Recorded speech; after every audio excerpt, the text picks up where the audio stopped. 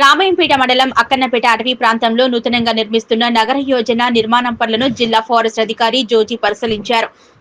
పర్యటనకు ఆకర్షించే విధంగా సుమారు 2 కోట్ల రూపాయలతో నిర్మిస్తున్న అర్బన్ పార్క్ లో పర్యాటకులు సేద తీరేందుకు బల్లాలు ఏర్పాటు చేశారు. అటవీ అందాలను వీక్షించేందుకు గాను టవర్ ఏర్పాటు చేయడంతో టవర్ పనులు ఆయన పరిశీలించారు.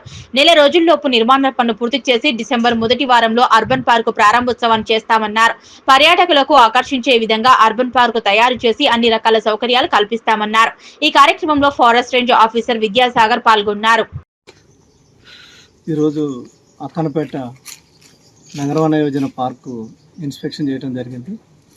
ఇవి సిమెంట్ వర్క్స్ ఏవైతే ఉన్నాయో ఆల్మోస్ట్ వాళ్ళు కంప్లీట్ అయ్యే స్టేజ్లో ఉన్నాయి. ఈ వర్షాల వలన తర్వాత కాంట్రాక్టర్ డిలే చేయడం వలన కొన్ని పనులు ఆగిపోయినాయి. వర్షాలు తగ్గిపోయినాయి.